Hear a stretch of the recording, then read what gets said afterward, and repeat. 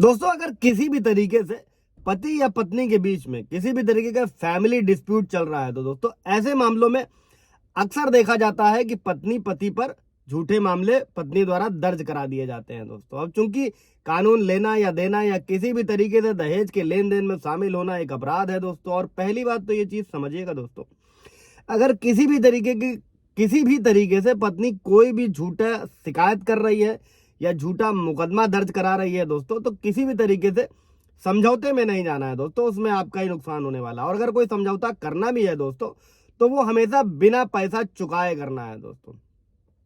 और अगर पति ने दहेज नहीं लिया है दोस्तों, फिर भी उसकी पत्नी उस पर दहेज का झूठा आरोप लगा रही है दोस्तों, तो ऐसी स्थिति में क्या किया जा सकता है दोस्तों? क्या पत्नी को भी कोर्ट से सजा दिलाई जा सकती है दोस्तों? 1 जुलाई 2024 से पूरे देश में नए कानून लागू हो चुके हैं दोस्तों। अभी मैं आपको धाराओं के तहत बताता हूं। और अगर सबसे पहला स्टेप क्या होता है दोस्तों, इसको लाइक भी कर दीजिएगा, शेयर कर दीजिएगा, सब्सक्राइब कर दीजिएगा, ताकि इन्फॉर्मेशन और लोगों को भी मिल सके दोस्तों जय हिंद, नमस्कार। मैं एडवोकेट आशीष मिश्रा। अभी बढ़ते हैं दोस्तों कि अगर सबसे पहला क्या होता है, मान लीजिए पति पत्नी में किसी भी तरीके का डिस्प्यूट हुआ, तो सबसे पहले पत्नी क्या करती है? पुलिस को झूठी सूचना अगर किसी भी तरीके से देती है दोस्तों। और इसको साधारण शब्दों में, अगर कोई धारा में क्या व्यवस्था की गई है कि अगर कोई व्यक्ति किसी लोक सेवक को तीसरे व्यक्ति की गलत सूचना देता है दोस्तों, जिससे वो पुलिस वाला अपनी शक्ति का दुरुपयोग करे, जिससे उस तीसरी व्यक्ति को किसी भी तरीके की चोट पहुंचे या नुकसान पहुंचे दोस्तों। इसी तरीके दोस्तों, अगर पत्नी किसी भी तरीके से झूठी सूचना पुलिस को देती है दोस्तों, तो झूठी सूचना देना भारतीय न्याय संहिता की धारा 217 के तहत अपराध है और उसमें 1 साल तक की जेल का प्रावधान है। इसके अलावा जुर्माना भी लगाया जा सकता है दोस्तों, जिसकी कीमत 10,000 रुपए है दोस्तों। अगर किसी भी तरीके से पत्नी झूठी सूचना देती है दोस्तों, तो आप इस धारा का इस्तेमाल कर सकते हैं। इसके बाद दोस्तों, आए दिन होता है कि मान लीजिए पुलिस किसी तरीके से गलत दस्तावेज बना रही है, अगर के फैमिली डिस्प्यूट है, किसी भी तरीके से पुलिस वाले जो हैं वो पत्नी की मदद कर रहे हैं दोस्तों, ऐसे में भारतीय न्याय संहिता की धारा 201 के तहत आप किसी भी लोक सेवक जो भी चोट पहुंचाने के इरादे से कोई गलत दस्तावेज तैयार करता है दोस्तों, तो ऐसे में आप उस पुलिस वाले के अगेंस्ट, अगर पत्नी झूठी शिकायत करती है दोस्तों और पुलिस वाला गलत दस्तावेज तैयार कर रहा है दोस्तों, तो आप उस पुलिस अधिकारी के खिलाफ भी मामला दर्ज करा सकते हैं दोस्तों। और इसमें 3 साल की जेल या जुर्माना या दोनों का प्रावधान है दोस्तों। बेलेबल ऑफेंस है। तो दोस्तों, इस धारा के तहत आप उस पुलिस वाले के खिलाफ भी रिपोर्ट करा सकते हैं दोस्तों।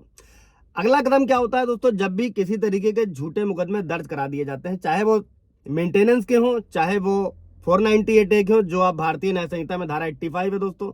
और अगर किसी भी तरीके से पत्नी कोर्ट में गलत सबूत दे रही है दोस्तों, और आपको लगता है कि पत्नी आपके खिलाफ कोर्ट में या पुलिस स्टेशन में झूठे सबूतों का इस्तेमाल कर रही है दोस्तों, तो आप केस दर्ज करा सकते हैं पत्नी के अगेंस्ट दोस्तों। और धारा बीएनएस की धारा 229 में यह व्यवस्था है और 3 साल की जेल या जुर्माना या दोनों प्रकार से किया जा सकता है दोस्तों। तो ये होगा दोस्तों कि अगर झूठे सबूत है तो इस धारा के तहत कर सकते हैं। इसके बाद अगर पत्नी या उसके घर वाले किसी भी तरीके के पति या ससुराल वालों को धमकी देते हैं दोस्तों, तो धमकी देना भी भारतीय न्याय संहिता की जो नया कानून है दोस्तों 351 के तहत अपराध है दोस्तों। और आप ऐसे में पत्नी और उसके परिवार पर या किसी भी तरीके की संपत्ति या नुकसान पहुंचाने की धमकी दी जा रही है, तो आप आरोप लगा सकते हैं, आप एफआईआर दर्ज करा सकते हैं। भारतीय नागरिक सुरक्षा संहिता की धारा 173 में एफआईआर के प्रावधान किए गए हैं दोस्तों। इसी के साथ में अगर एफआईआर नहीं लिखी जाती है तो आप कोर्ट के थ्रू भी जा सकते हो, उस पर पूरा वीडियो बना रखा है नए कानून के तहत कैसे एफआईआर दर्ज करानी, वो जाकर आप देख सकते हैं दोस्तों। और ये जो आपराधिक धमकी है दोस्तों, इसमें भी 2 साल की जेल और जुर्माना ये दोनों का प्रावधान है दोस्तों।